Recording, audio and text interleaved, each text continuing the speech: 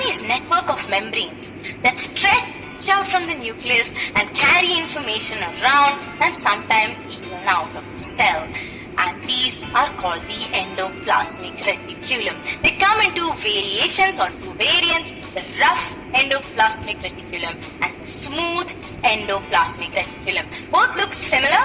They have slightly different structures and kind of very different functions. Let's just understand them, okay? Now, first we'll talk about the smooth endoplasmic reticulum.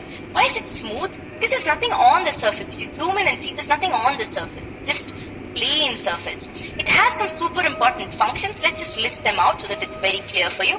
One, it stores stuff. It acts like a storehouse. It stores important ions like sodium ions, which are then used for generating something called energy. And you know about energy. It's necessary for all of us to actually be alive.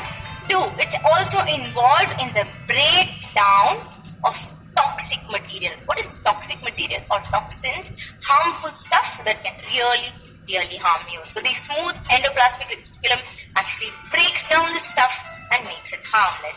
And three, it also helps in the manufacturing of something called a lipid. Lipid is a fat molecule and it's important. You know why it's important? Because almost all parts of the cell are made up of this lipid, this fat molecule. So this is what makes the smooth endoplasmic reticulum really important. I hope it's really clear. Now the other type of endoplasmic reticulum is the rough endoplasmic reticulum. Let me just pick out a little section of it. Okay, the rough endoplasmic reticulum is bumpy because you can see ribosomes on it now. Ribosomes, they are important. They are the cooks. They make something important. They make proteins, okay? And proteins are important because a lot of processes which happen inside you happen because of proteins. And there's a fancy technical name for the manufacture of proteins. You might have guessed it. It's called protein synthesis. That is the synthesis of proteins.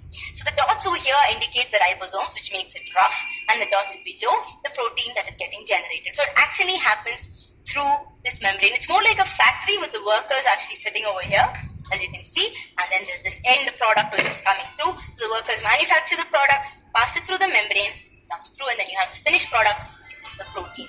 Let's put this back. Now the proteins are made here, then they need to go somewhere, right? They just can't be there. They're packaged off to different parts of the cell, sometimes out of the cell, to the cell's courier system, the transport vesicles, and then to something called the Golgi apparatus, which is the post office of the cell. It is named after the scientist who found it, who observed it under the microscope, Camillo Golgi.